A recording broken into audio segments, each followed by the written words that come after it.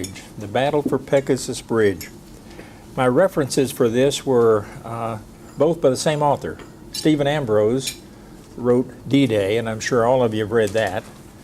And Pegasus Bridge, the battle for, was mentioned in there a number of times. But then in 1984, he went back to the 40th anniversary, took a group of people with him, and he met Major John Howard, who was one of the heroes of the Battle of Pegasus Bridge. I thought both books were great. If you haven't read them, he's written 20 books. He wrote about 5 books about Eisenhower, so we probably read those. But anyway, one of the military books that we've all read, I think, or at least seen the movie, is Band of Brothers, E Company, 101st. I thought that was just marvelous. Made into a movie, if you will. In 1984 anniversary, we didn't have any problems, the Americans, in celebrating the 40th anniversary, because we had all of our celebrations at Omaha and Utah Beach. As it turns out, the Brits had a difficult time because they decided that they were going to go inland for their celebrations of this. And they went about 10 miles in from Normandy Beach to a little town on the Caen Canal. And Prince Charles was there. He was the speaker of the day. He spent quite a bit of time at a little cemetery nearby. As it turns out, there were literally thousands of people. Anybody here go to the Normandy, the 40th anniversary? Apparently it was a big deal. I have not been there, I'm sorry. Anyway, the Prince Charles, he's the colonel-in-chief of the British Paratrooper Division, and it was a very special time for him. They had British airborne vets, thousands of spectators and TV crew and whatnot. As it turns out, Stephen Ambrose had been there, or was there, with a small group of Americans celebrating. And at some point, an older gentleman steps over and says, "Are any of you chaps with the 6th Airborne?" And of course it was a British division, and Ambrose says, "No, we're all Americans." And he says, "Well, I'm Major John Howard, and I was here that day, and if any of you would be interested, I'd be happy to tell you what happened." And Ambrose knew him by reputation, so he said they'd be delighted, and for the next several hours, Howard takes them through this battle at Pegasus Bridge. And it started to be a tremendous friendship with Ambrose, because later on Ambrose spent 25 hours with him, taping, writing, and with one of the other members of his group, he spent another 10 or 12 hours with him. But anyway, in these 2 books, he's done just a marvelous job of discussing this bridge. And of course, you couldn't have a better witness, or a better source, if you will, than a guy who happened to be there. I didn't mention to you about the handout, an overall overview of the Normandy Beach, and you got the American forces. You get over on the far right-hand side, and you'll see where the British Second Army was there. And if you look just south of that, the place that they hit the beach was Sword Beach. Just south of that, you're going to see the Pegasus Bridge. Just a brief history here about bridges. There were 3 famous bridges. There were 3 famous bridges during the Second World War. The first was the Ludendorff Railroad Bridge at Remagen, and we may talk about that someday, but it was on the Rhine River, movies made about it. The second one was the famous bridge at Arnhem. We've all heard about the famous bridge at Arnhem. It became really famous in '74 when Cornelius Ryan wrote his book, A Bridge Too Far, and I suspect most of us have read that at some point or other. Anyway, the third bridge turned out to be the Pegasus Bridge, and that's the one I want to talk about tonight. When you think about the movie The Longest Day, if you'll remember it, there were several scenes in that on the Pegasus Bridge and the takeover there. The talk tonight is going to be about Major John Howard and D Company of the Oxford and Buckingham Light Infantry Regiment of the British 6th Airborne Division. They were lovingly called the Ox and the Bucks. Ambrose said in his research about the Second World War that he felt that the participants on D-Day were without a doubt, these people considered it the greatest day of their life, forever stamped in their memory. He loved talking to them, and as you know, his format on writing turned out to be he interviewed hundreds of people, and it was sort of a first-hand look. And I'd like to get down to the details a little bit.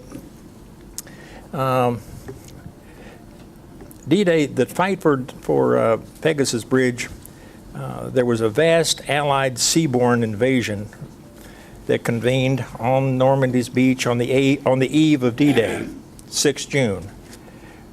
6 troop gliders delivered 181 airborne troops a few miles inland from the Sword Beach.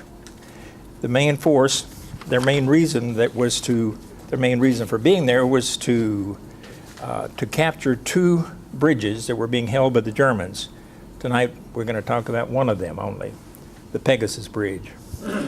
In point of fact, D-Day saw the second and greatest of 4 major glider operations in the Second World War.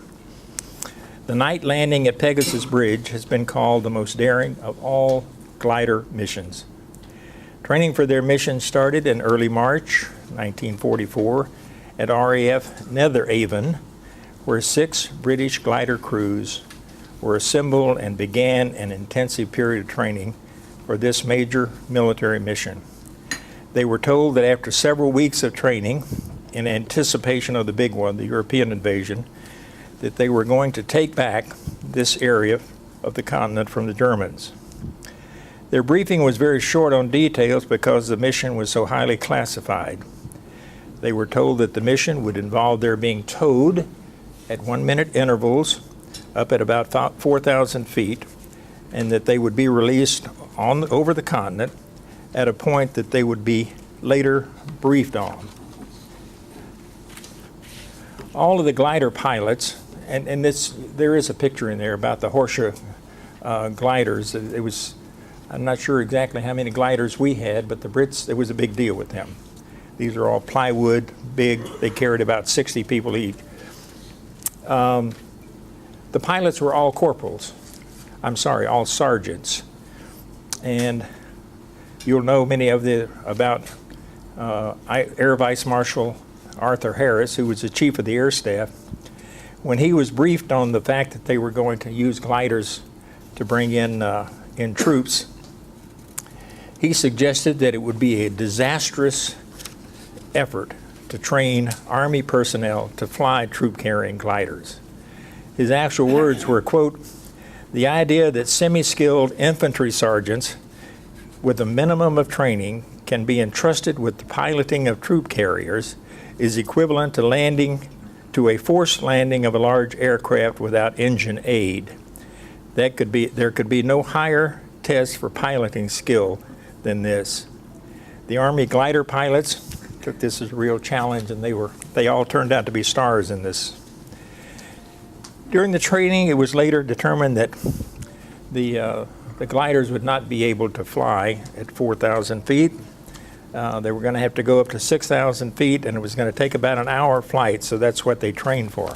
These 6 gliders that were in this mission trained 42 separate times, not knowing what their target was, but having general parameters, and they flew these missions until the point that the senior glider pilots said that they had become pretty bloody good by the end of June, or by the beginning of June. For obvious security reasons, the airfield at RAF Netheravon was sealed off on the 1st of June, and Major Howard and his troops their equipment was ready. They're ready for a 5 June departure. So then on the 1st of June, for the first time, the glider crews and troops from the Ox and Bucks were briefed on how, when, and why the bridge over the Caen Channel had to be taken, the Caen Canal had to be taken. And they emphasized that it had to be taken intact and had to be held so that the massing troops from the Sword Beach could use it once they got inland.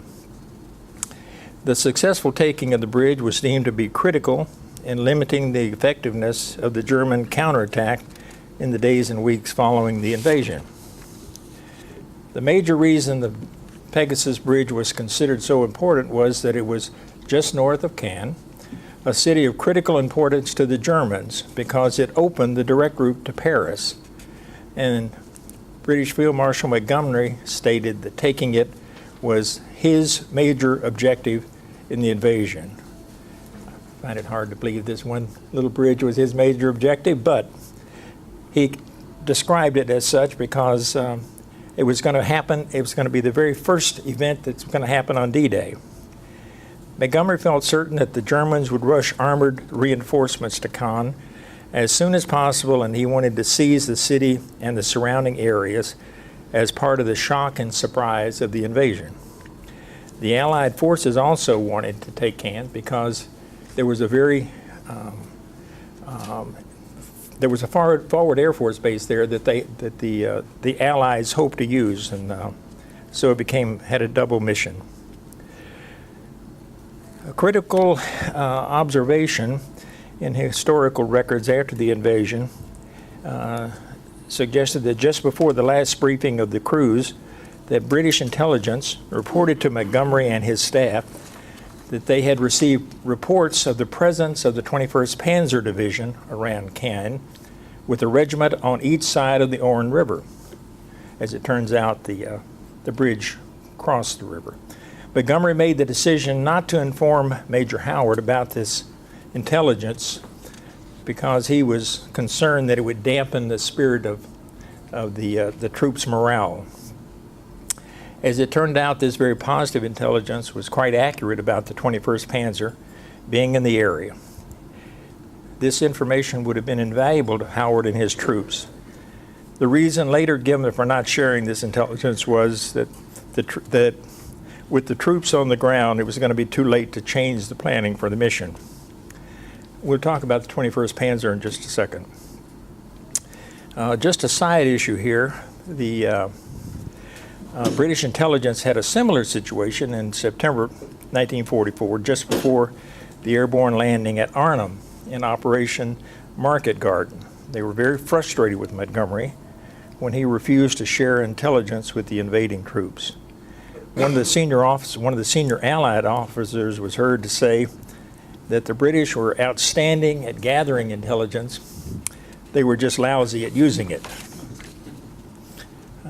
We're talking about the actual mission now.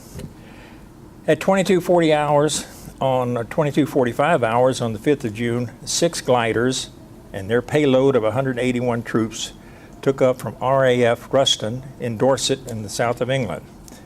They were flying through low clouds and turned into clear skies at 6,000 feet over the English Channel. 3 of these gliders were en route to the mission at Pegasus Bridge. The tow plane and gliders crossed over at a point about 8 miles away from the gliders, or when the glider pilots cut themselves loose from the bombers.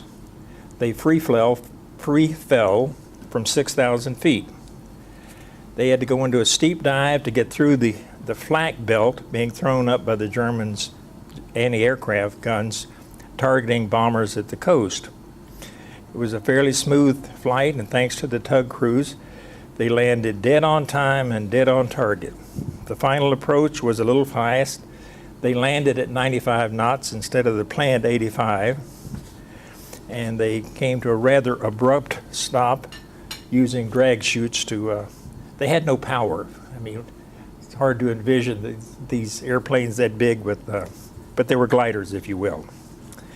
The 3 Horsa gliders, according to Major Howard, he said that they quietly tiptoed into the little fields in Normandy and they landed within 47 yards of the bridge. Quite a feat, guys. We're talking about midnight, night landing, no lights, no power. These things landed within 47 yards of the target area. In effect, they didn't really land, or they crash landed. I mean, they had no power, so once they're cut loose, they flew in and they in effect crash landed. Most of them broke apart and the crew fell out, if you will. To say that they tiptoed is a bit of a misnomer. Still, they landed undetected. They quickly released 90 fighting men in full battle gear. The bottom line is that they gave the Germans the surprise of their life. There was only one casualty in the landing. One of the Sten gunners was, they were near the canal and he fell in and drowned. During all the years since 1944, the time for the landing in the first landing, the timing for the first landing in Normandy has been questioned by some units, but the key time on which everything hinges is the moment the first glider touched down, crash landed, if you will. Major Howard's watch was busted when they crash landed, and it stopped at 0016 hours, 16 minutes after midnight. Of course, the big invasion was the following morning on the 6th. This is the 5th. There'll always be some controversy over who the first Allied soldier was to touch French soil on 6 June.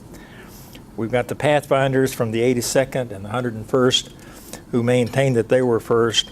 Other paratroopers in the 6th Division claimed that they were the first. Whether D Company, the number 1 glider, was the absolute first or not is impossible to say. But what is absolutely fixed is that D Company of the Ox and Bucks was the first company to go into action as a unit on D-Day, demanding an important task of any of the hundreds of companies involved in the initial assault. And it carried out its assignments according to Ambrose brilliantly. One of the RAF senior officers, Air Vice Marshal Lee Mallory, later called the glider assault, quote, the greatest flying feat of the Second World War. As mentioned earlier, the major objective of this mission was to prevent German armor from crossing the bridge and attacking the eastern flank of the British forces that were landing at Sword Bridge, or Sword B. Back for a second to the glider landings. The Ox and Bucks troops poured out of their battered gliders and completely surprised the Germans. And within 5 minutes, they took the bridge. They had engineers with them, and the engineers checked the span over the canal for explosives, and they found that not only were there no wires hooked to the hell box, but the explosives themselves were not even affixed to the holders attached to the bridge supports. Instead, they had been stored in a shed situated on the far side of the bridge. The intelligence that they had suggested that the invading troops might find a bored and lethargic bridge defense force, and that's exactly what Major Howard and his group found. The first shooting death that morning was a British Army lieutenant named Lieutenant Den Brotheridge, who led the 28 members of the 1st Platoon of D Company. He was killed crossing the bridge in the first assault, and thus he became the first member of the invading Allied forces to die as a result of enemy fire on D-Day. As the 1st Platoon advanced, a German sentry, a 17-year-old named Helmut Romer, ran across the bridge shouting, "Paratroopers, paratroopers." And he fired a flare to try to warn the German contingent. He was cut down with a British Sten gun. These were the first shots fired by the 175,000 British, American, Canadians, Free French, Polish, Norwegians, and other nationalities in the Allied expeditionary forces that invaded Normandy that night. These shots killed a German who thus became the first German to die in the defense of Hitler's fortress Europe. The 1st Platoon, along with 2 other platoons from D Company, had charged across a bridge and quickly cleared the 2 machine gun pits on either side of the bridge. By 0021 hours, the enemy in the immediate area of the bridge had either been killed or had fled. The attack started at 0016 hours. 5 minutes later, at 0021 hours, the bridge had been taken. There's an interesting side story here I found that Ambrose had written up. In this little village of Bentonville, on the Cairn Canal, where the bridge crossed the waterway, there was a cafe run by Madame Therese Gondry. The Germans bought wine and snacks there and talked very freely. They didn't have any idea that she spoke German.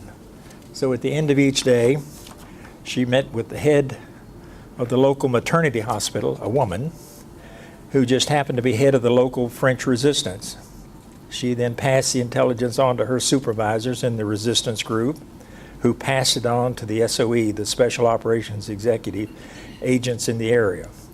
They then got this information back to England via radio.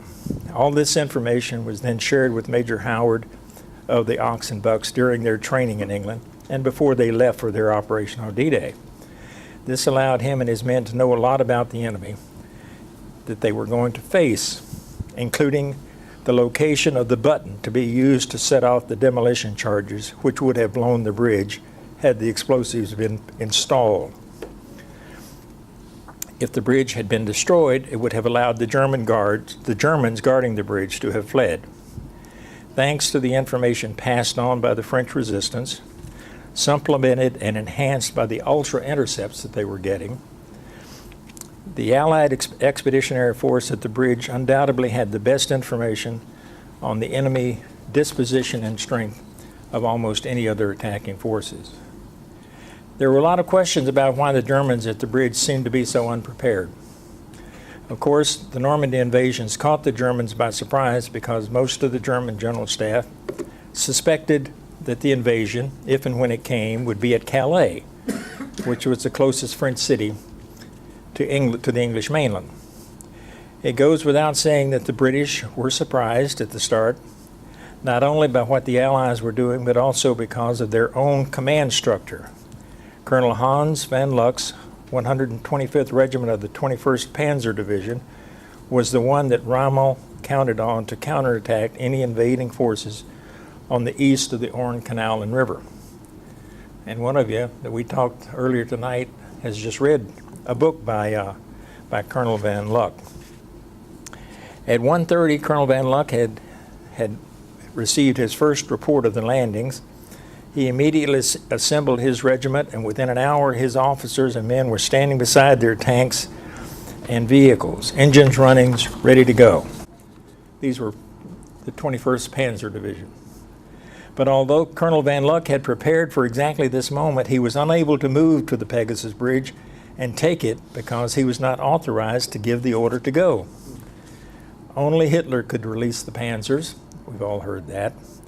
He was asleep and had left orders that he wasn't to be disturbed. The same happened with General Rundstedt, and General Rommel was in Berlin for his wife's birthday. So Colonel Luck was in the impossible position of being ready to move to the fight, but unable to do so because the orders from German higher-ups was not available to them. The Allied troops witnessed the bombardment from the receiving end. Shells were falling between the beach and these Allied forces at the bridge. They were falling before they got to the bridge, so we had guys ahead, if you will, of the bombardment. Major Howard and his troops were holding Pegasus Bridge at this point, and he described it this way. He said the barrage coming in was quite terrific. You could feel the whole ground shaking toward the coast. Soon they lifted the barrage further inland. They sounded so big, and us being poor bloody infantry, we had never been under any sort of naval fire and didn't know what was happening. These damn great shots came sailing over us. They were such a size that you would automatically duck, even though by that time most of us had moved into the pillboxes on either side of the bridge. As one went over, my radio operator standing next to me finally said to me, "Blimey, sir, I think they're firing jeeps over us." Howard and his assault groups landed their gliders and took the Pegasus Bridge away from the Germans. They were ordered to hand over the bridge to a seaborne battalion, and for them, they had to rejoin the rest of the Ox and Bucks division. I'd like to just repeat a couple of the quotes that were mentioned by Ambrose. Two lines. The first, D-Day saw the second and greatest of four major glider operations in WW2. The night landing at Pegasus Bridge has been called the most daring of all glider missions. The second was by Air Vice Marshal Lee Mallory, who called this glider assault at the Pegasus Bridge the greatest flying feat of WW2. This pretty much ends the story of the taking of the Pegasus Bridge. I read lots and lots of stories. This, the first mission, if you will, of the invasion, turned out to be more interesting than most of the others. That's it.